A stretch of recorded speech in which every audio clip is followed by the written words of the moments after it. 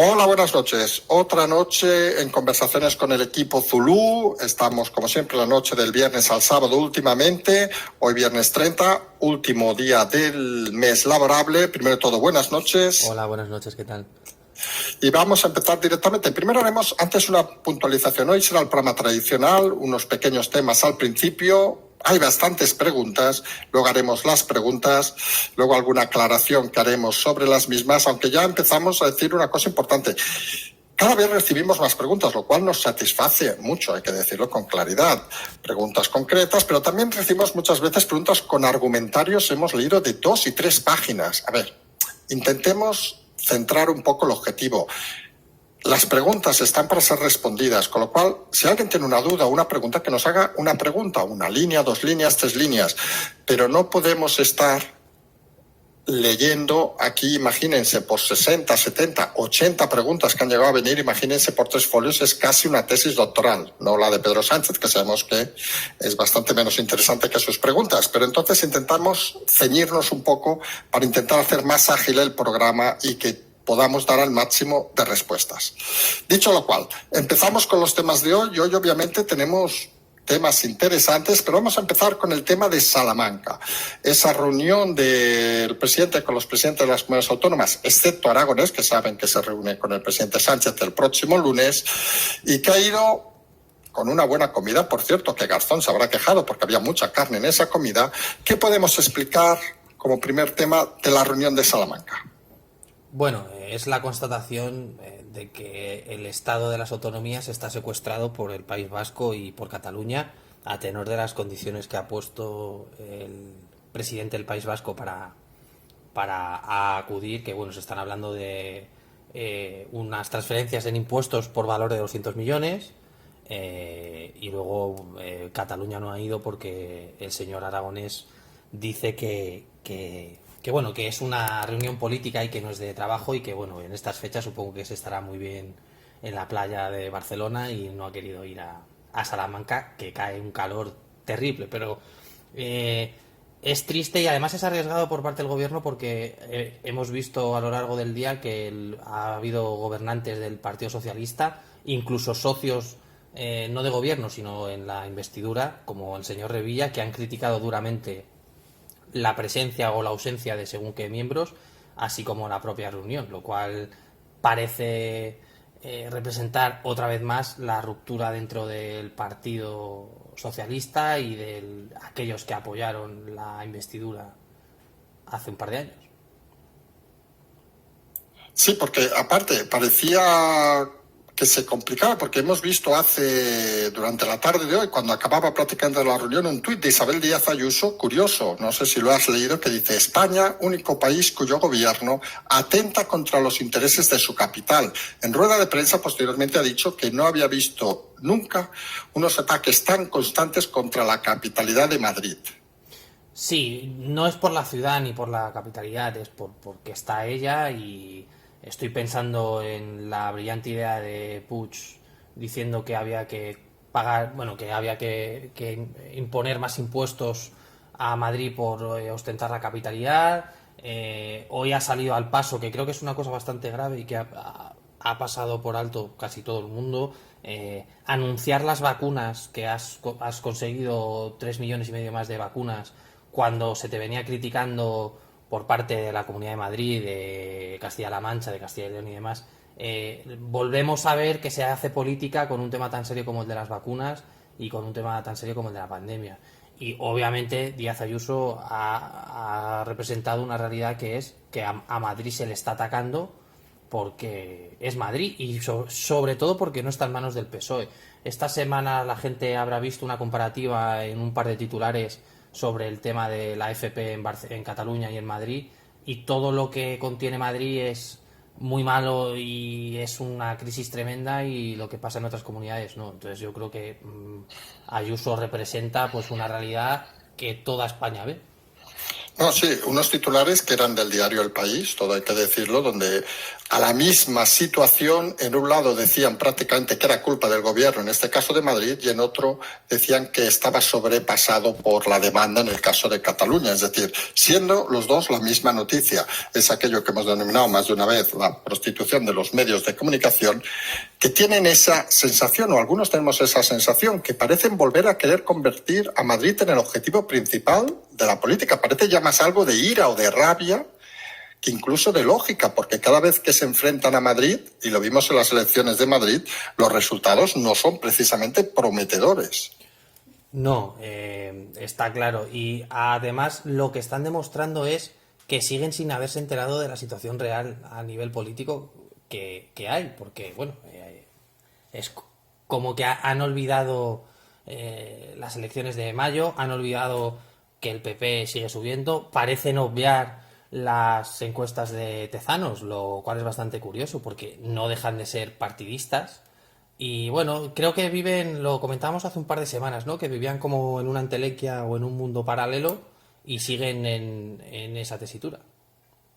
Sí, que hablando de vivir en mundos paralelos, tenemos al amigo Carles Puigdemont, que hoy, como saben, ha decidido el tribunal en una sentencia levantarle la inmunidad. Y recordemos que ahora mismo Puigdemont, aunque algunos digan misa, está en el sur de Francia, en una casa particular, curiosamente. Y tras la noticia, pues no ha salido de la casa, ha enviado a Comín, uno de sus exconsejeros, que también obviamente se le ha levantado la inmunidad. Y como ha dicho, que nos ha hecho mucha gracia, la propia presidenta Ayuso en la rueda de prensa, cuando le han preguntado por este tema, ha dicho que hay tanta confusión sobre la sentencia que prefería no opinar hasta tener más detalles. ¿Qué podemos decir? Bueno, la sentencia, la verdad que lo comentabas esta mañana con otro miembro, es bastante, para el ego en derecho es bastante rebuscada porque además hace referencia a la posibilidad de detenerle por actos ajenos a su papel como eurodiputado, porque aquí recordemos que la inmunidad en este caso de cualquier eurodiputado se limita a la propia a ejercer el cargo de eurodiputado, ¿no? Entonces lo que dijo en aquel recurso Puigdemont era que al serlo él era inmune ante todo y ante todos, y lo que ha dicho el Parlamento una vez se votó que se le quitase la inmunidad y el Tribunal Superior de Justicia de la Unión Europea ha dicho que se le puede detener porque primero no corre peligro de huida o de detención en el caso de Bélgica, puesto que hay un caso pendiente todavía para ver si aplican las euroórdenes, y segundo que no tiene inmunidad porque es por un tema ajeno al cargo que ejerce. Entonces, claro, al final esto a mí me ha recordado un poco a aquellos políticos en la década de los 90 en Italia, o incluso al propio Pablo Escobar, que se creían intocables porque entraron en el Congreso y decían que bueno, que lo que habían hecho años atrás no se les podía juzgar porque ahora estaban con esta inmunidad. Entonces, básicamente lo que la Unión Europea ha dicho es que en Bélgica no se le puede detener y que no se le puede detener por cosas relacionadas con el propio cargo de eurodiputado. Ahora bien, ¿cuál es la situación? Habría que activar, el juez Llarena tendría que activar, en este caso, la euroorden, y al estar en Francia, si le detiene la gendarmería, pues sería un tribunal francés el que decidiría si los cargos que se le imputan son susceptibles de mandarle a España o no. Sí, porque aquí también está claro que la otra opción de Llarena, algunos pensamos que el hecho de que hayan rebajado, digamos, las pretensiones de Puigdemont en este caso parece que es un síntoma de que la sentencia final, que en principio sería sobre septiembre, octubre, según diversas fuentes, también sería posiblemente favorable a España. Y no sabemos hasta qué punto interesa más esperar o moverse, y ahí suponemos será Llarena el que acabe decidiendo qué es lo más lógico o lo menos lógico. A ver, aquí lo que podemos decir además es algo importante que se está pasando por alto también. Todo el tema de Puigdemont ha causado en el seno judicial de la Unión Europea, ha causado un terremoto porque ha sido un caso donde ha puesto en tela de juicio la aplicación objetiva y real de la orden de detención y entrega, porque hasta ese momento normalmente, salvo alguna excepción, siempre se cumplía. Y tanto el juzgado alemán como el juzgado belga empezaron, recordarás, a no valorar si la situación era imputable o no imputable dentro de su ordenamiento jurídico, que es lo que establece que se pueda llevar a cabo la entrega, sino empezaron a valorar si lo de España era correcto o incorrecto. Es decir, esto ha supuesto un golpe en un pilar fundamental de la Unión Europea, y también eso hace que haya ciertas instituciones de la Unión Europea que puedan estar presionando a España en el sentido de, oye, esperarse un momento, vamos a cuadrarlo todo dentro del marco jurídico de la Unión Europea y luego activáis la orden de detención y entrega, porque además Puigdemont se va a saber dónde está siempre, porque el primero que va a hacer promoción va a ser él. O sea, creo que eso no hay ninguna duda. No, por eso habrá que estar atentos, pero creemos que a lo mejor lo más inteligente, como dices, es, ya que se ha tirado por el camino de buscar las prejudiciales, seguir por ese camino hasta el final, porque sería ya más que nada dar aparte un pilar importante para la Unión Europea para el futuro. Sí, claro, desde luego. Además, hay un problema en la Unión Europea. Está habiendo un auge o una promoción de lo que se llama política de vecindad y de regiones, donde, bueno, empieza a haber un incremento en peticiones de ciertas regiones de determinados países en tener pues una independencia mayor o una autonomía mayor, y todo esto puede afectar en el sentido de que puede haber líderes en Francia o en Alemania o en zonas de Austria o en zonas de Italia que puedan empezar a comportarse como este señor, y haya más episodios de órdenes de detención y entrega que no fructifiquen. Y claro, ya no es un caso aislado como el del señor Puigdemont, que bueno, que quieras que no, pues casi es la excepción, ¿no?, que confirma la regla, pero podría ser algo que afectara en el futuro de la Unión. Entonces es un tema que yo entiendo que a la gente le preocupa, pero es mucho más amplio de lo que parece. Como también parece amplio el tema de Plus Ultra. Recordemos, cambiamos de tema, recordemos que hoy la Fiscalía ha dicho de que ha solicitado que se levantara, digamos, el pago de los 34 millones, diciendo, algunos nos lo hemos tomado con risa, de que si no, la compañía perdería 365 millones. Es decir, que ha venido a decir que esos 34 millones que debe meter, digamos, el gobierno, por llamarlo así de claro, generarían 365 millones. Y hemos pensado, vaya inversión.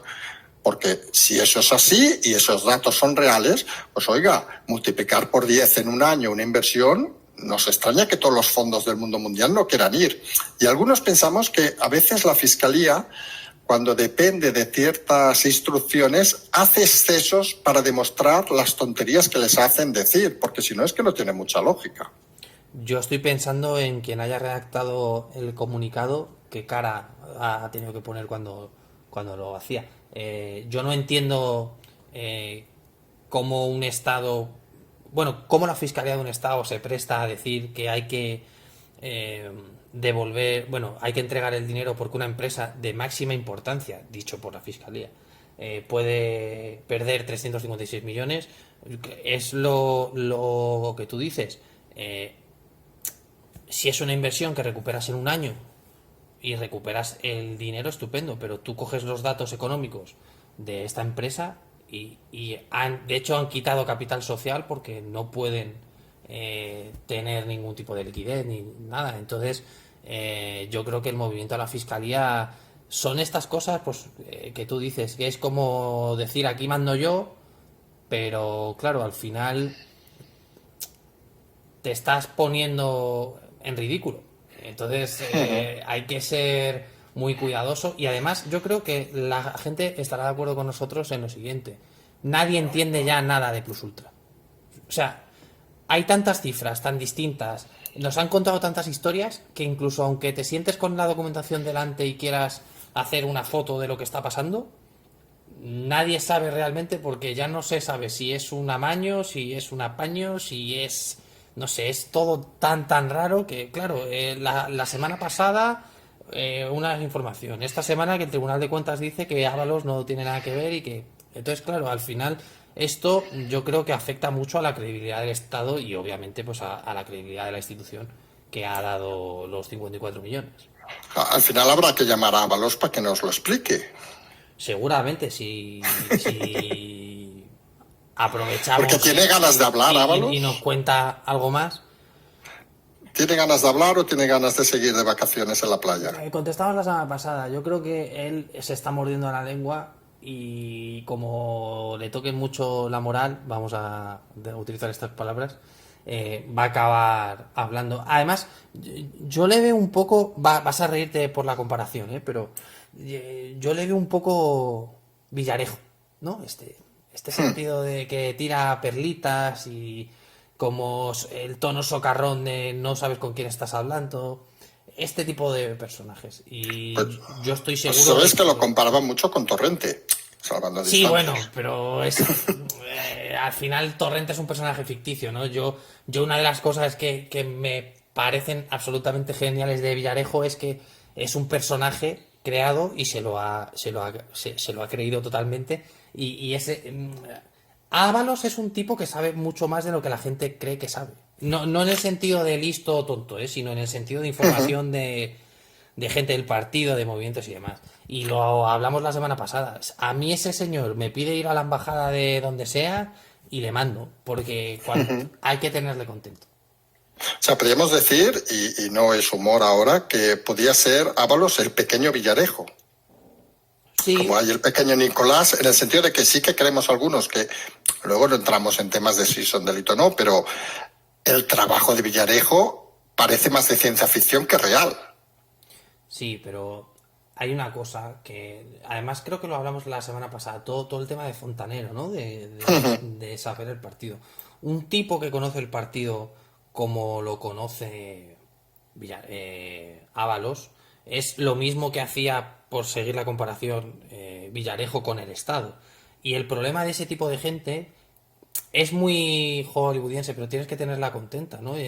Porque al final te la puede liar. Entonces, parece ciencia ficción, pero la realidad es que la información que tendrá Ábalos no nos podemos hacer ni una idea. Y no estoy hablando como papel de ministro, porque yo creo que hay un problema al hablar de Ábalos que todos lo identificamos en su etapa ministerial, con lo de Dalci, de las maletas y todo este tipo de situaciones. Pero fuera de ahí, nadie se ha parado a pensar qué venía haciendo este señor en el partido y desde hace cuánto tiempo. Y ese es el poder real de Ábalos. No, es de estas cosas curiosas.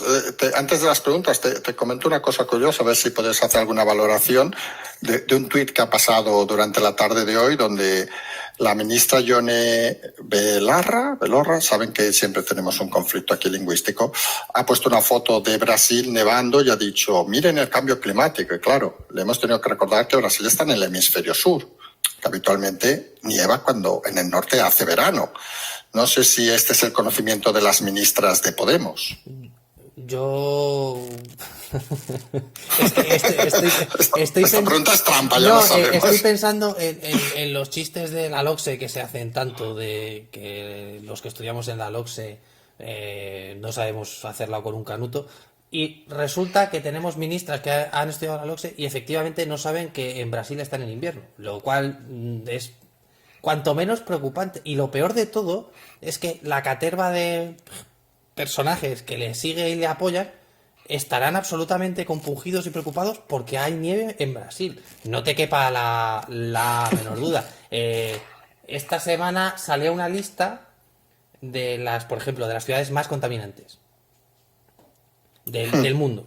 23 chinas, una rusa y una japonesa. Y resulta que tú, por comerte un chuletón en no sé dónde, estás contaminando. Y todavía coge esta gente y hace un retweet de la lista como diciendo, ¿ves? El mundo se va a acabar, en Brasil hay nieve. Pero vamos a ver, primero, yo tengo dudas de que sepa dónde está Brasil o cuál sea la capital o quién sea el presidente. Tengo mis dudas. Y luego no saber que es invierno. Pues es que son cosas que yo me las tomo con humor, pero son preocupantes. No, sí, hay cosas que sorprenden. Por cierto, un detalle, una pregunta, este conocimiento que desconozco. ¿Hay AVE de Madrid a Salamanca?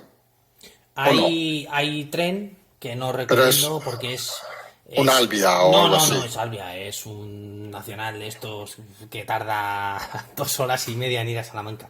No, Vale, vale. es un El tren. AVES a Valladolid, me parece. Entonces sí que haya Valladolid, ¿no? AVE. El AVE bueno, es Albia a Valladolid, a León, Salamanca, bueno, desde Madrid, para el que no lo sepa, son 2 horas, 2 horas y media, o sea que tampoco supone. Pero no, no Vale, hay. vale. Lo que pasa que si hay aeropuerto, bueno, aeropuerto, base aérea barra Sí, sí, es que aeropuerto, hemos visto que el Mataján. avión, me han pasado nota, el avión oficial, supongo de Sánchez, ha vuelto 25 minutos y claro, visualmente uno dice, coño, si Salamanca está aquí al lado, no hay que proteger el clima, el tiempo, para que vuelva en avión. Vale, si me dices que es que si no son 2 horas y media, pues se puede No, entender. pero mira, voy a aprovechar lo que estás diciendo porque creo que hay una cosa que la gente tiene que entender. Independientemente que sea Sánchez o que sea quien sea, eh, yo creo que el presidente de cualquier país tiene que tener recursos para trasladarse por el país de la forma más eficiente o más económica o más que pueda mover más gente. Ahora nos quejamos mucho porque es verdad que ha habido un uso torticero por parte de según qué medios del presidente, pero tampoco podemos criticar que vaya en avión o que vaya en. Porque a nivel de seguridad tú no puedes tener a un presidente 2 horas y media en la carretera. Esto creo que se tiene que entender. Rajoy no volaba en helicóptero y eso suponía unos problemas de seguridad. Entonces, creo que también aprovecho que me lanzas el guante para explicar que, independientemente de que a mí me siente muy mal que ha ido a un concierto, coño, aunque esté Salamanca y que sea 2 horas y media en coche, no estamos hablando de que tú o yo vamos a Salamanca. Es un presidente. Entonces, No, no, no, en eso estamos de acuerdo, ¿eh? Y Rajoy no quería volar en helicóptero, supongo luego del accidente, debió. efectivamente, no quería coger el helicóptero y bueno, eso a nivel logístico, como comprenderás, Porque tenía supone. que ir, cada vez que tenía que ir a coger el avión oficial en coche, entonces, Eso supongo, es, desde Moncloa. eso es. Y claro, es mucho más aparatoso. Sí, sí, porque por curiosidad, y ya entramos en las preguntas, habitualmente, ¿un presidente cuántos coches lleva de escolta? ¿10, 12, 15, Lleva, 20? lleva. Lleva Lleva. porque no es solo escolta, son comunicaciones, son médicos, son perros, o sea. Es lo que te iba a decir, es como las películas aquellas americanas que al final va hasta una ambulancia, o eso no, o Sí, eso es muy americano. hay de todo, ya te digo. Hay una avanzadilla, bueno, no digo las cifras porque no están publicadas Vale, en vale. ningún sitio. Se puede saber quién forma parte me refiero, qué cuerpos policiales forman parte de la escolta, pero aquí en España no hay transparencia en cuanto al dispositivo. Vale, y luego los ministros llevan uno o dos, supongo, Sí, y bueno, depende, supongo, del ministro. a nivel ministerial es completamente distinto, porque al final no es lo mismo, que ojo, tiene su seguridad también, pero un presidente de gobierno y un vicepresidente siempre tienen Vale. más seguridad por razones obvias. Vale, pues si te parece vamos ya con las preguntas, que hoy tenemos unas cuantas también, y eso que lo dijimos ayer tarde, pero bueno, hay que preguntar y nosotros vamos a intentar responder todo. También comentamos que hemos cortado las preguntas hacia el mediodía, por lo cual las que hayan llegado a la tarde aproximadamente, pues no habrán entrado, porque tenemos que hacer también un poco de planning y también alguna pregunta hay que preguntarla a alguien, con lo cual no son preguntas a veces que improvisamos la respuesta. Vamos con la primera, si te parece. Hemos agrupado en un tema que es actualidad PSOE-PP, otro tema que es miscelánea.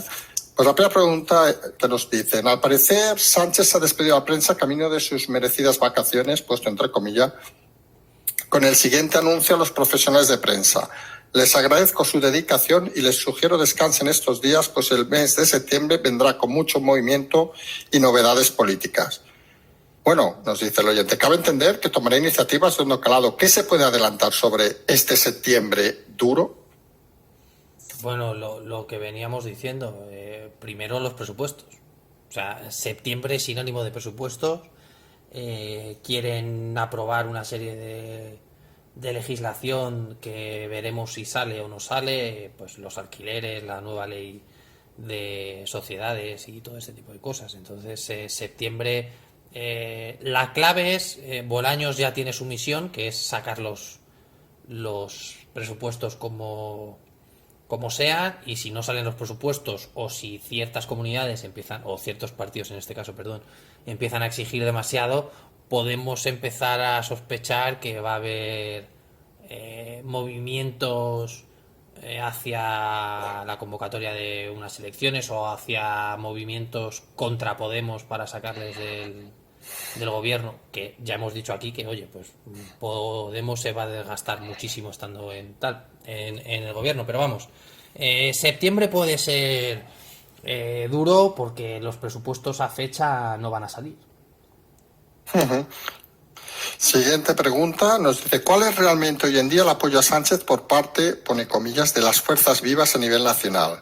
¿Cuáles son los apoyos contra el mismo? A ver, es que las fuerzas vivas, que se entienda, grandes empresas, medios de comunicación, todo este tipo de esto que se llama el IBEX, ¿no? Que cuando la gente dice el IBEX nos imaginamos a unos señores extraños y demás. Las fuerzas vivas siempre están con el presidente porque es el que gobierna. O sea, esto suena muy estúpido, pero obviamente la banca siempre va a estar del lado del presidente y va a intentar que en caso de que legisle algo relativo a su actividad, les beneficie a ellos. Igual que los sindicatos harán lo posible para que legislen a favor de ellos, y si no son de la cuerda les atacarán. Al final, obviamente lo que quiere, pues estoy pensando en el presidente del Santander, la presidenta del Santander, o el presidente del BBVA o de Caixa o de cualquier empresa grande, es que a España le vaya bien porque sus empresas dependen de ello también. Entonces, al final hay que entender la política como un juego mucho más amplio de lo que la gente cree, que no es solo hacer política entre políticos, hay que hacer política entre los actores sociales. Al renglón seguido nos preguntan, ¿y qué apoyos contaría un gobierno de la oposición a día de hoy? Pues es un poco la pregunta, los mismos, supongo. Los mismos que apoyan a Sánchez. Obviamente el grupo Prisa se entiende que daría mucho más por saco al PP. Pero tú imagínate ahora que hay un gobierno PP-Vox. Y Vox exige que Prisa no tenga ningún tipo de financiación estatal, o que Prisa va a estar en contra de el gobierno, pero los bancos dirán no, a mí lo que pase con Prisa me da exactamente igual, yo quiero tener mi influencia y demás. Entonces las fuerzas vivas, como dicen por aquí, las fuerzas vivas al final siempre van a representar sus intereses, y sus representantes y sus intereses es decirle al presidente si guana, y no hay más. Siguiente pregunta, muy directa. ¿Hay relaciones Sotomano entre Vox y el gabinete de Ayuso, se entiende Miguel Ángel Rodríguez, en el supuesto de que releve a Casado? Yo lo reduciría, si te parece, a que hay contactos entre Vox y Ayuso, y que luego dentro de esos contactos pues hay conversaciones, pero contactos hay porque son necesarios para la comunidad de Madrid. Pero yo sigo insistiendo, dentro del PP a día de hoy no se está dudando sobre la supervivencia de Casado, al menos a fecha. Hay críticas, pero nadie está lanzando la piedra de decir vamos a echarle, a fecha. Sí, ya está claro que dentro de Vox sí que preferirían a Ayuso que a Casado. Sí, pero Vox, yo creo que hay que entender una cosa. A Vox le interesa que esté Casado porque es un acicate sobre el que ir y es alguien que les ayuda a conseguir votos. Entonces, al final aquí siempre hay una connivencia y hay como una necesidad de que unos existan para la subsistencia de otros. A lo mejor, muy probablemente Ayuso, aunque en ciertos temas políticos les vendría mejor a Vox, posiblemente a nivel electoral les vendría muy mal. Entonces, claro, aquí también están los claroscuros dentro de todo el aspecto de partidos y de relaciones entre ellos. Está claro. Siguiente pregunta, nos dicen, ¿cuál es la posición actual de Casado? ¿Tienen un plan y posibilidades de llegar al final de legislatura o creen que han acabado y simplemente intentan hacer lo posible por mantenerse el tiempo que puedan? Habla de la oposición en este caso. A ver, yo entiendo la pregunta que se refiere, lo contesto en los dos ámbitos, pero entiendo que se refieren a que se ven acabados dentro del partido. No lo sé, pero bueno, porque si no, no tiene mucha Sí, yo entiendo que se sentido. refiere de que como si se vieran acabados, como si no tuvieran opciones y como dijeran vamos a llegar hasta donde lleguemos, como los estuvieran descontando. Este oyente lo está descontando a Casado ya del papel. No sé, yo creo que si se refiere a nivel nacional le están descontando el tiempo porque saben que más pronto que tarde va a saltar por los aires y dentro del partido no creo que tengan esa sensación de que se están dejando llevar. De hecho, a mí me ha sorprendido mucho las imágenes de esta tarde, de esta mañana y de ayer por la tarde en Salamanca, de Casado con los líderes paseando por la ciudad, acercándose a la ciudadanía, que creo que es algo muy positivo, porque se veía francamente una buena relación y un buen ambiente dentro del seno popular, lo cual creo que también viene bien al Partido Popular, porque hay que reconocer una cosa, que el Partido Popular tenga situaciones incómodas dentro del partido no les ayuda en absoluto en el caso de que vengan unas elecciones, porque se podría aprovechar a nivel prensa y todo este tipo de cosas, ¿no? Entonces, creo que Casado ahora por lo menos está sabiendo interpretar la situación. Nos pregunta la siguiente pregunta, dice, ¿de dónde viene le llama el tío de la aceituna, el número 2 del PP? Nos dice el oyente, que admito que no recuerda ni el nombre. Dice, parece un tipo oscuro, un fontanero de partido que se ha quitado de en medio a muchos que le hacían sombra. ¿Pueden perfilarlo? Bueno, es un tipo, hay que reconocer que en su trabajo brillante, recordemos que es doctor y reservista del Ejército del Aire, Sí, todavía por sí, y cierto, es Teodoro García, Egea, que para que efectivamente. la gente sepa de quién hablamos. Que... Y bueno, perfil, personaje cercano a Pablo Casado, era vicepresidente de Nuevas Generaciones, lo cual pues se ha criado junto a Casado y es un tipo que, bueno, que creo que hace, aunque no lo parezca, mantiene con pulso y puño de hierro el partido y porque además hay que recordar una cosa, lo cogió en un momento donde el PP venía de la moción de censura, venía del fratricidio entre Soraya y Cospedal y bueno, creo que aquí nos podemos reír mucho de él, de la aceituna y todo ese tipo de cosas, pero como político ha tenido algún fallo, clamoroso además, pero es un perfil mucho menos oscuro dentro del fontanero del secretario general de un partido.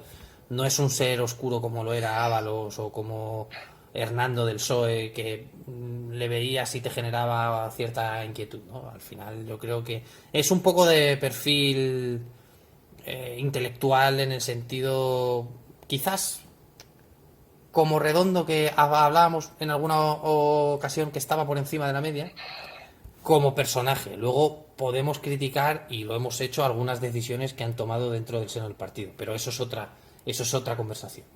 Así que bueno. Porque lo otro importante, que es joven.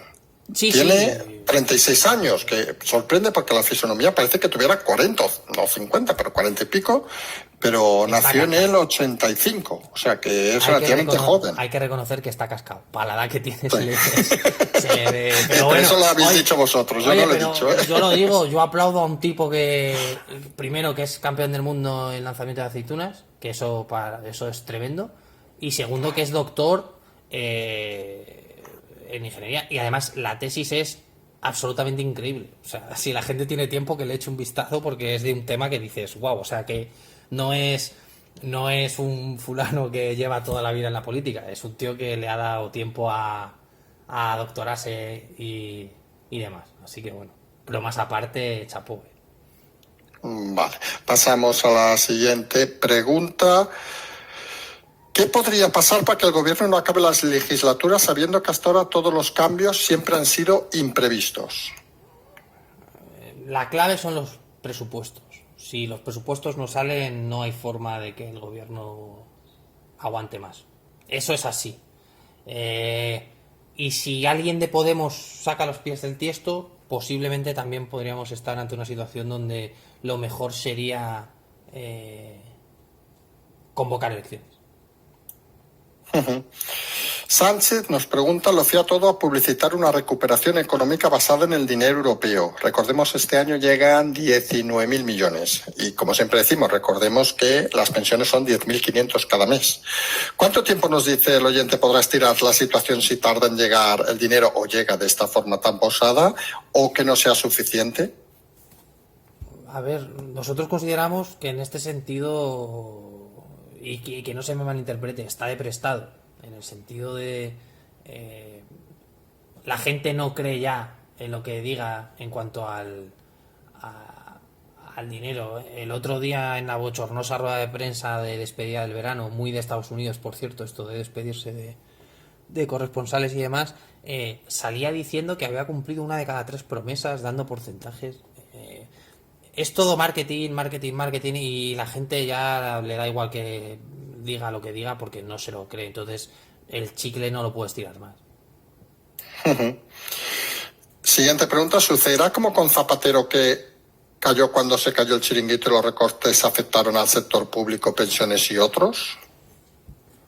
Pues fíjate, yo creo que eso no va a pasar porque, bueno, si contamos que acaba la legislatura, efectivamente el final sería ese. Pero si contamos el escenario actual, donde todo parece indicar que los presupuestos no van a salir o van a costar mucho en salir, esa situación seguramente ni se dé.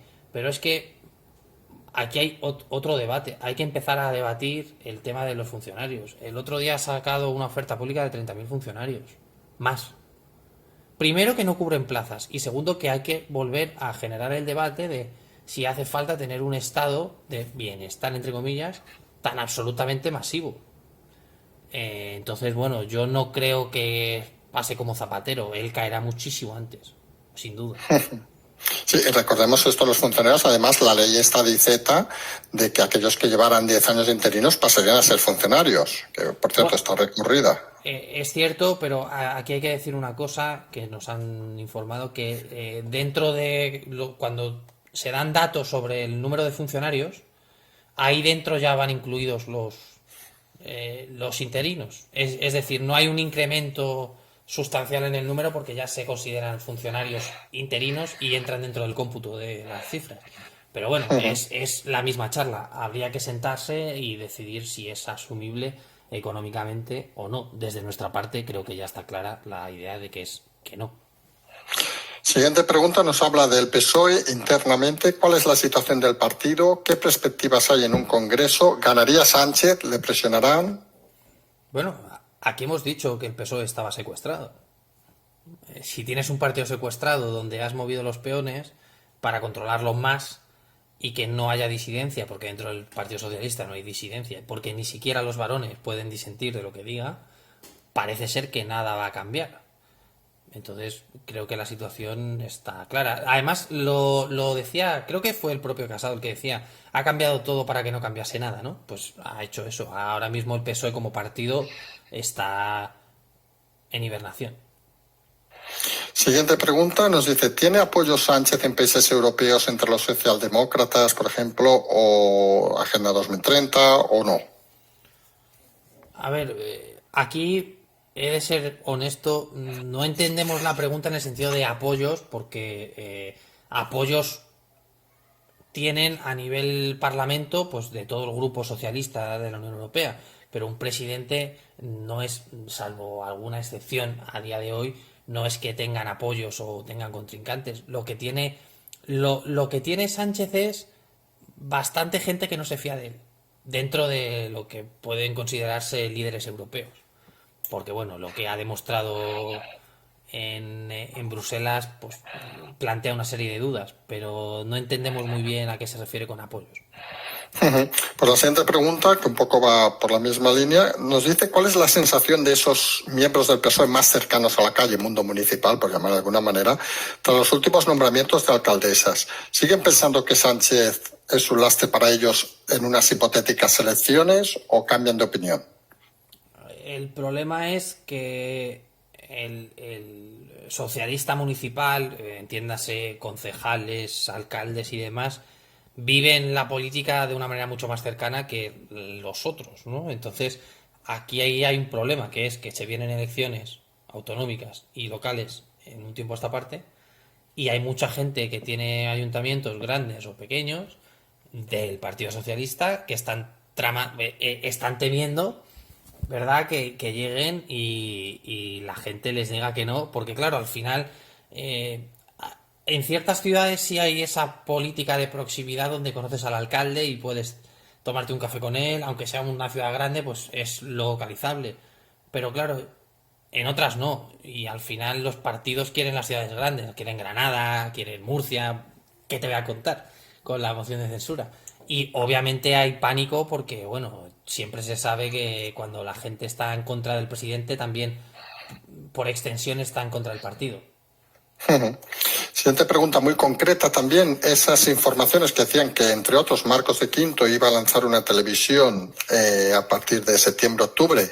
Otras personas como el antiguo director de Voz Populi, por ejemplo, iba a lanzar un medio digital y nos dice si hay movimientos en los grandes grupos mediáticos por miedo y si el gobierno podría estar intentando buscar, digamos, algún plan contra estos nuevos grupos. A ver, yo aquí, con todos los respetos al señor de Quintos y a quien sea, creo que un medio de comunicación no influye o no es influenciable en la sociedad civil de la noche a la mañana. Te pongo el ejemplo. Intereconomía lleva abierto a nivel TDT, ni se sabe, y ha generado opinión en un nicho muy pequeño. Entonces, no es decir, creamos una televisión y ya está. Entonces, no, esto de que hay censura o movimientos de las grandes cadenas, a A3 Media y al Mediaset Se echan unas se echan risas. unas risas y lo comentarán cuando queden a cenar y ya está. Sí, se ponemos en plan anécdota, ¿no? Jolín, Sí, mira, que este se ha montado una tele. Se debe pensar que es sí, fácil. básicamente sí. Vale. Siguiente pregunta. Sobre el aumento del techo de gasto y las 30.000 plazas de empleo público, nos dice directamente el oyente, ¿no hay límite, no hay un límite de la deuda? ¿Podemos seguir pagando todo? A ver, ¿podemos seguir pagando todo? No. ¿Hay límite de deuda? Lo que te compren los bancos. O los fondos de capital riesgo ¿Sí? o los hedge funds. Al final, si tú tienes un buen rating en Moody's o a nivel internacional y tu deuda se dice que se paga a X años a un porcentaje bueno, te van a seguir prestando dinero. Eso no hay duda, pero claro, tiene sus riesgos. No, sí, esto al final es como una empresa privada. Hay empresas que a lo mejor están endeudadas al 20% y es una barbaridad, y hay otras que están endeudadas al 300% y son solventes. O sea, depende también de cada escenario y obviamente en este caso estamos hablando de un país. Siguiente pregunta sobre hoy de Salamanca. Nos dice por qué los miembros del PNV no se han planteado no ir del PNV, del PP, al escuchar, por ejemplo, las condiciones del PNV o la reunión del lunes de Cataluña con Sánchez. Yo entiendo la pregunta, pero también entiendo que hay que estar por encima de según qué cosas. Y el no ir es primero dar publicidad a los malos, si se me permite. Y yo creo que lo que ha hecho el PP ha sido ir, como tenía que hacer, y en el foro que tiene que hacerlo, decir las críticas y decir lo que va mal y decir lo que piensa sobre la gestión. Y es mucho más honesto y mucho más responsable para con ellos y para con el ciudadano hacer eso a decir que no y generar otra crisis. Yo creo que el ciudadano de a pie está harto de discusiones y de demás, y lo que quiere es que se sienten a hablar. Y hoy, para bien o para mal, se han sentado, han hablado, mejor, peor, pero hacer política, lo hemos dicho muchas veces, es eso. En eso estamos totalmente de acuerdo. ¿Qué opina el equipo Zulú? Nos preguntan de Urkullu, presidente del País Vasco. Hay una cosa curiosa con los lendakaris. Cuanto más va pasando el tiempo, más oscuro es el personaje. Es una cosa increíble. Tú empiezas a ver las declaraciones de hace 20 años, de hace 10 y de ahora, y son totalmente distintas, cada vez son más y más y más no contundentes. Yo creo que juegan mucho al despiste. Yo aquí he dicho y me repito que el PNV es el único partido político como tal que hace política como tal. Es una consideración mía y de gente del equipo. dentro de la política española. Y Urkullu es un personaje que defiende a Euskadi por encima de todo y de todos. Lo hace con unas formas que pensamos que se aleja mucho del político medio, por lo menos del político que estamos acostumbrados, sí. Pero bueno, a la vista está, y esto hay que reconocerlo, para el vasco está siendo tremendamente solvente. Entonces, eso hay que admitirlo. Nos saltamos un par de preguntas porque ya hemos ido respondiendo y nos vamos a una donde nos dice el oyente: ¿se puede de alguna forma demostrar que Sánchez mintió con datos o informes, llevarlo ante la justicia, al igual que los que han promulgado leyes inconstitucionales y delitos como prevaricación? A ver, lo de demostrar que mintió en todo, es que mentir no es cometer un delito de prevaricación, son cosas distintas. Y hay sistemas de control que en el caso de promulgar leyes inconstitucionales salen y dicen, oigan, esto es ilegal, como el primer estado de alarma. Entonces, bueno, si se puede demostrar, pues habrá que ver qué tipo de delito o qué condiciones reúne para ser considerado delito y qué tipo de delito. Y en cuanto a las leyes constitucionales, pues está el Supremo y el Constitucional para dirimir cualquier duda. Siguiente pregunta nos dice: ¿creen que Ciudadanos y PSOE pueden intentar repetir la jugada de Murcia en Andalucía? Sí, si Ciudadanos quiere desaparecer, sí, pero es verdad que es un rumor que está viniendo en los últimos días.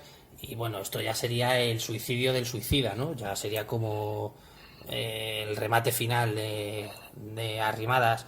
Posiblemente Andalucía pase algo raro y salte, porque Vox está presionando mucho. Lo de Ceuta ha sido un poco raro también, todo el tema de pues, lo de persona non grata y todo ese tipo de cosas.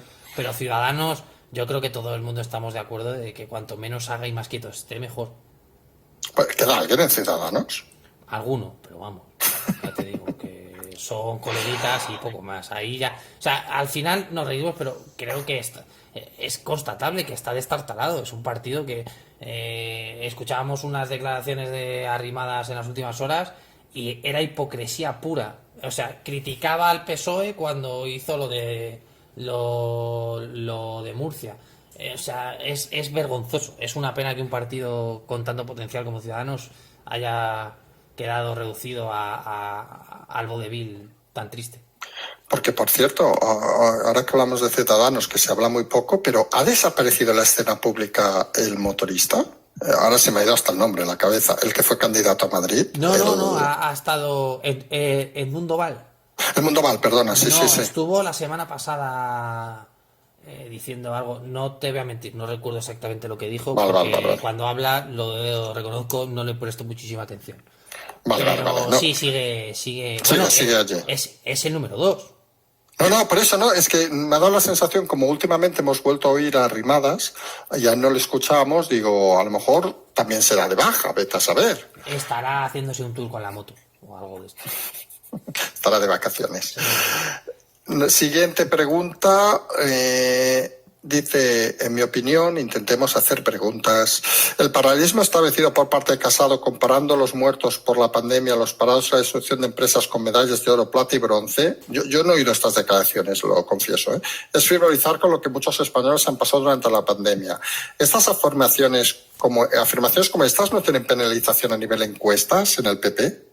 A ver, aquí hay que dejar claro una cosa. Pablo Casado lo que hace es recoge el guante de una metáfora que realiza el presidente y la convierte pues en esta cosa un poco frívola, que sí que lo es, pero lo que hace es, igual que el presidente utiliza pues esta jerga olímpica que está tan de moda en estos días, él lo traduce a, pues efectivamente a lo relativo a la pandemia, a los parados y a la destrucción de empresas. Yo no estoy de acuerdo en las formas, pero es verdad que es una forma muy fácil de atacar a Sánchez y de representar una realidad. El ranking de qué es el oro, la plata y el bronce creo que es absurdo de debatir nada. Y obviamente habrá gente que se lo tome mal a nivel encuesta, pero tampoco, o sea, tampoco nos podemos coger las cosas con papel de fumar y que ofenda todo tanto. Que bueno, que estamos en unos tiempos que es lo que pasa, pero entiéndeme que esto no afecta a Sí, la sí, gente. sí. Bueno, estamos en los tiempos que cualquier cosa estalla. Siguiente pregunta. Dice Almeida, me ha decepcionado posicionándose con el presidente del PP, Ceutí Vivas. ¿Cuál es la postura de los varones del PP al respecto? Nos dice, especialmente nos pregunta por la de Ayuso. Hombre, ¿qué podemos esperar de Almeida? Que defienda al partido. Seguramente las formas no las... Estoy absolutamente convencido de que lo de declarar persona non grata no le agrada. Pero, hombre, solo faltaba que un miembro del PP defendiese a un miembro de Vox. Y ojo, esta pregunta es capciosa en el sentido de que el propio presidente del Partido Popular ha dicho que se soluciona todo si retira unas declaraciones por parte de Santiago Abascal sobre los musulmanes que son absolutamente vergonzosas, y lo tengo que decir así, y le está tendiendo la mano para la reconciliación. Entonces, bueno, esto de la crisis absoluta entre el PP y Vox es pues teatro un poquito también. Teatro del bueno, que diría el amigo Mourinho, supongo. Vamos a la siguiente, pero a veces nos salen estas cosas que bueno, que distenden un poco el ambiente. Nos dicen, ¿qué ha pensado Miguel Ángel Rodríguez Ayuso para desafiar a Sánchez? Recordemos el tuit que hemos comentado en la conferencia de Salamanca. Lo he comentado, el hecho de ir y de decir donde tienes que decir lo que tienes que decir ya es suficiente reproche y suficiente acto importante para que la gente se dé por aludida. Pregunta de estas concretas, muy concretas. Según nuestra opinión, la opinión del equipo azul, dice, ¿qué comunidad cree que está haciendo mejor gestión de toda esta crisis y cuál peor? Nos piden un nombre. Por datos, por población, por todo, Madrid. La mejor Madrid. ¿Y la peor? Comunidad Valenciana. Vale. O Baleares. Ahí está la cosa. Están empatados. Están reñidos. Están reñidos, Vale. están reñidos.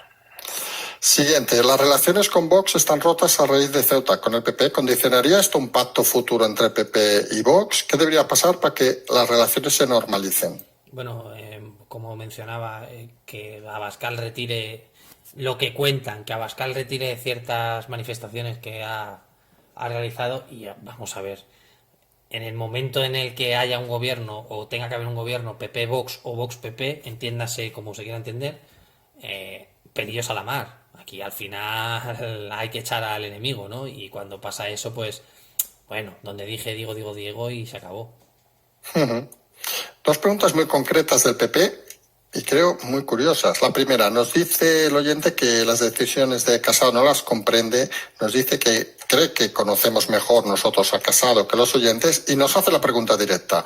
¿Casado es un buen político mal asesorado o simplemente es malo y se ha asociado con peores que él? Yo diría que está tierno. Ha cogido un partido en una situación muy muy delicada y ha tomado decisiones incorrectas porque están mal asesorados. Y estoy pensando en el hecho de Cayetana, por ejemplo. Que en el fondo es una pregunta más o menos va por ahí, porque la pregunta que está concatenada esta es, cada vez que consulto noticias políticas, nos dice el oyente que atañen al PP, en ninguna hacen alusión a Cuca Gamarra. Y nos dice, ¿qué sentido tiene tener de portavoz a alguien que luego no habla ni se pronuncia en ningún lugar? O en pocos. Cayetana Álvarez de Toledo era incómoda, generaba muchísima opinión, era personalmente, y aquí es una opinión personal, creo que hace mucho tiempo que no había un orador tan brutal y tan bueno dentro del Congreso, y lo pienso y lo digo, y afectaba a la imagen del PP, bueno, a la imagen de Casado, porque se acercaba en ciertas posturas en las declaraciones que hacía a Vox, y Cuca Gamarra pues ha sido una solución nefasta para la opinión de muchos, pero muy buena para mantener el perfil bajo y sobre todo para poder recuperar ese centro que parece, o algunos dicen que el PP se alejó, que bueno, yo estarás de acuerdo conmigo que el PP nunca se ha alejado del centro, pero bueno, es un poco por el debate, ¿no? De, oye, pues lo centramos todo, bajamos un poco de intensidad y ya está. Entramos ahora ya en la sección de miscelánea. Primera, teniendo en cuenta la densidad de población de España, nos dice el oyente, saludos al oyente, 92, que sabemos quién es, 92 habitantes kilómetro cuadrado, el Reino Unido 275 habitantes. ¿Cree que debería España aplicar el criterio de este país suprimiendo las restricciones que ha conseguido que los contagios bajen? Yo creo que, bueno, creemos y todo el mundo está de acuerdo, cualquier supresión de derechos civiles y derechos fundamentales los consideramos un ataque y consideramos que hay que eliminarlos.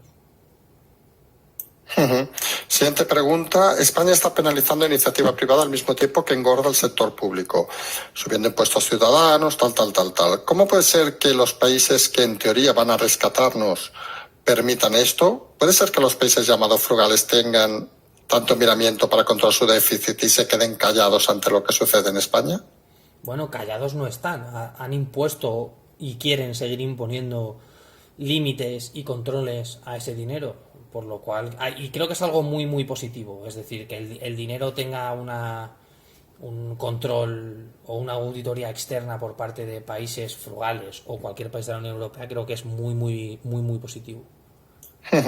Saltamos una pregunta que ya habíamos respondido, pasamos a otra muy concreta también. ¿Pensáis que el nombramiento de Yulisa Reynoso como nueva embajadora de Estados Unidos en España y teniendo origen dominicano va a servir para destensar las relaciones diplomáticas o no tendrá relevancia de cara al futuro? A ver, primero, se tiene que terminar de autorizar y de dar el ok por parte del Senado de los Estados Unidos, lo cual puede llevar bastante más tiempo. Segundo, las relaciones diplomáticas entre Estados Unidos y España no están en crisis. Y tercero, por el perfil político de esta señora, alguna ministra va a estar contentísima porque va de la línea y de esa forma de pensar en cuanto a feminismo y todo ese tipo de cosas. Pero bueno, lo importante, las relaciones Pregunta, ¿era irónico o era de verdad? No. Esta señora es la jefa de gabinete de la primera dama y bueno, es conocida por desarrollar políticas feministas y de integración de la mujer. Vale. Es que no sabía si era por ironía o no. Y va a venir bien a muchas ministras, pero insisto, las relaciones entre Estados Unidos y España son muy buenas.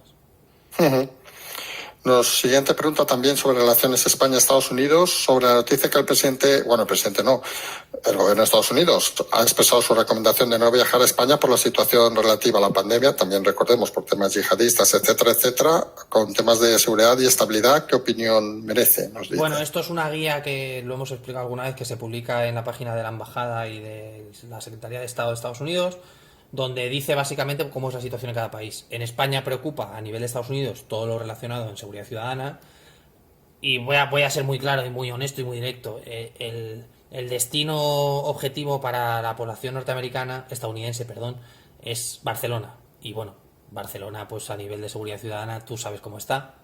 Y sí, un poco floja, digamos. Bueno, ya lo hemos contado aquí. Ha habido un agente del FBI que le robaron y le apuñalaron en Barcelona. Es decir, o sea, que lo han vivido en sus propias carnes. Sí.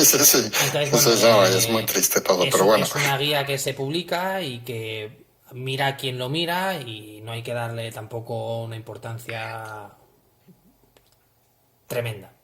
Bueno, esto al final también existe en España. Quien viaje mucho y tenga tiempo y ganas sabe que en el Ministerio de Asuntos Exteriores hay las recomendaciones para viajar a ciertos países y algunos que hemos viajado a algunos países lo leíamos en su momento y decíamos, madre Dios, ¿dónde voy a ir? Y luego llegabas... Sí, pero que la gente tiene que entender que la recomendación hay a veces que es no bebas agua del grifo.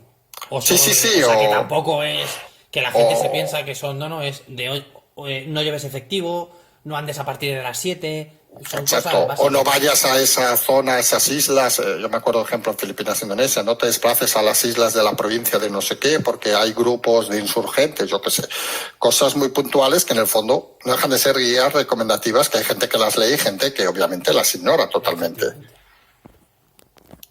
Vamos a la siguiente pregunta, la hacemos en grande esta, nos dice, ¿qué opinamos de las elecciones de Perú y del nuevo gobierno?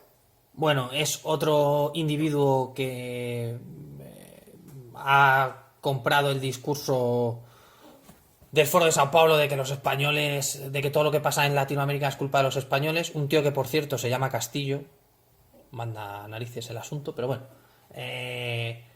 delante de su majestad dijo que el desmantelamiento del país había sido culpa de colonos hispanos a los que denominó, y cito, felipillos, lo cual también tiene gracia.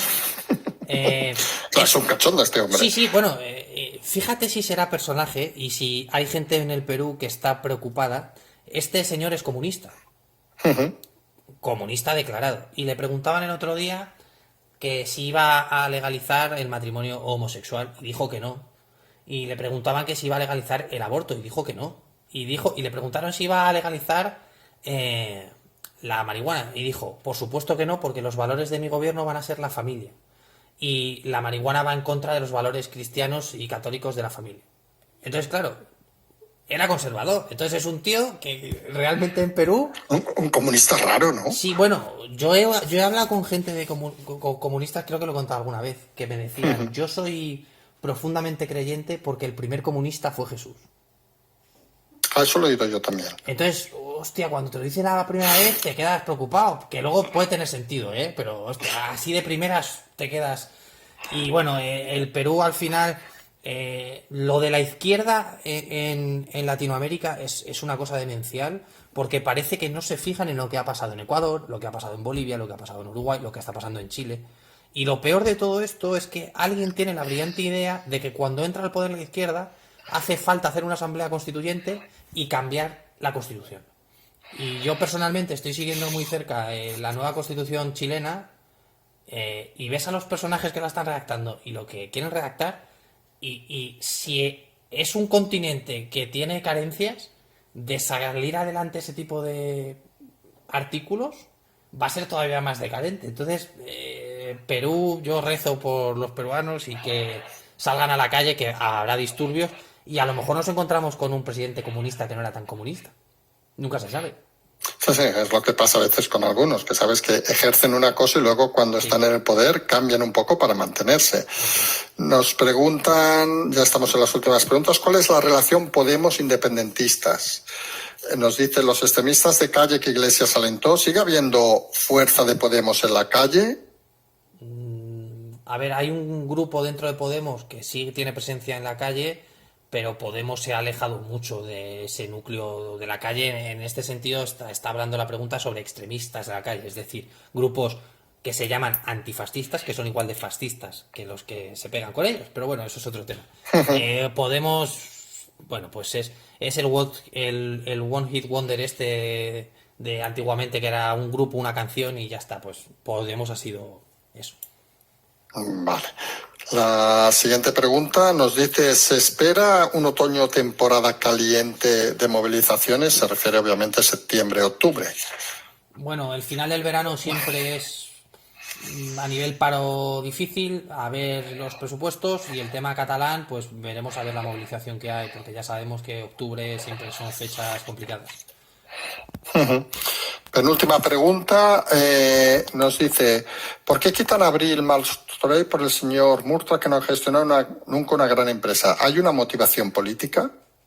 Sí, claro, la hay, que es Indra. No se puede entender Indra sin una motivación política. Es decir, es una empresa clave para España, especialmente a nivel tecnológico, que participa del Estado, y obviamente cualquier decisión que se tome va a ser con fines políticos.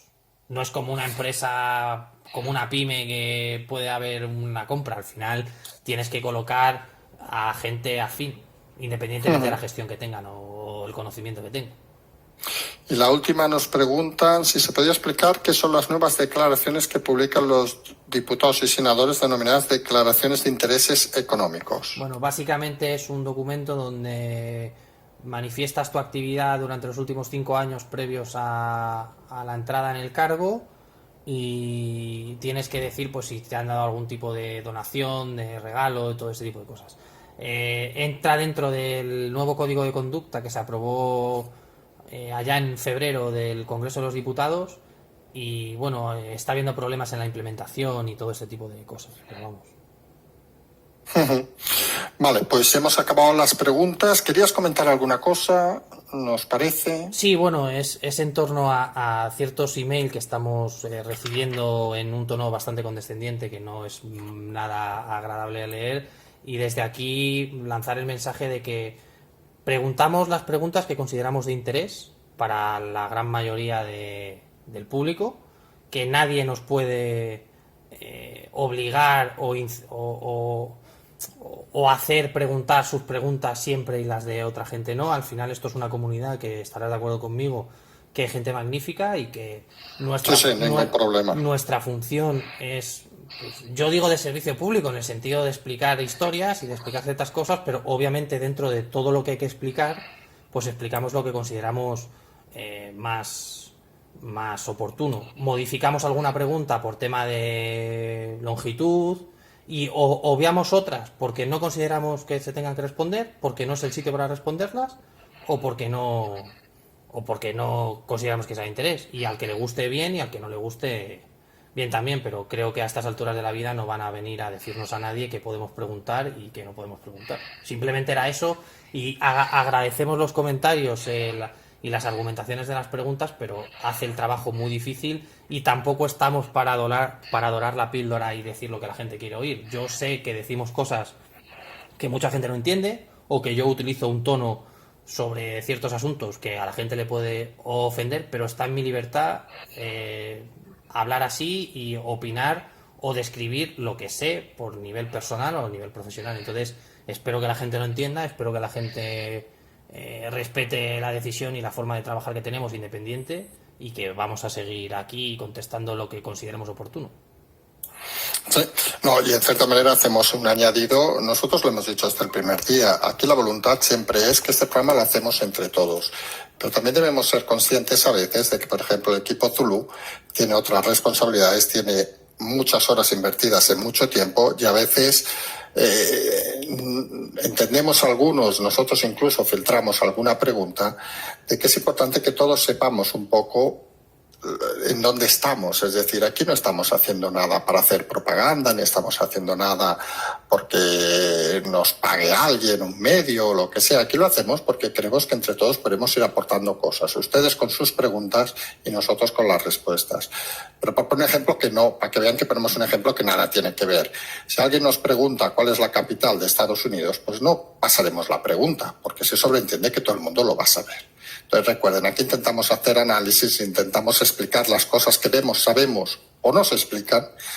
A partir de ahí intentamos mantener la libertad y, como dice el equipo Zulu, la independencia de hablar de nuestra manera. Creemos que se hace bien, estamos muy contentos con el programa, cómo funciona, estamos muy contentos con las preguntas, pero siempre a veces hay aquella persona o aquellas personas que se extralimitan un poco en la función y, hombre, y quienes nos siguen en redes saben que tenemos mucha facilidad para ignorar ciertas cosas.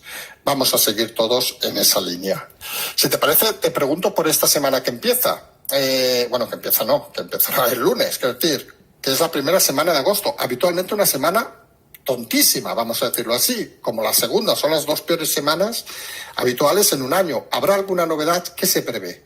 Bueno, se prevé que pueda saltar que alguien saque los pies del tiesto, que pueda saltar alguna noticia sorprendente.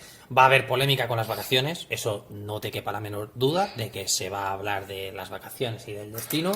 Pero bueno, a agosto, al menos hasta la tercera semana o principios de la cuarta, se antoja bastante aburrido. Entonces, bueno, creo que la gente también necesita desconectar y necesita tomárselo con calma y ver qué va pasando. Vale, perfecto. Pues si te parece lo vamos a dejar aquí hoy. Primero, como siempre, agradeceros el tiempo, agradeceros el programa. Un placer, como siempre. Y nosotros, poco más que decir, ya estamos nuevamente en la madrugada. Parece que tendríamos que llamar a este programa Confirmados las Madrugadas, porque cada vez nos vamos más tarde, aunque hoy hemos ido un poco más temprano que otros días. Y como siempre decimos, simplemente recuerden, mañana tienen el segundo café y por hoy seguimos.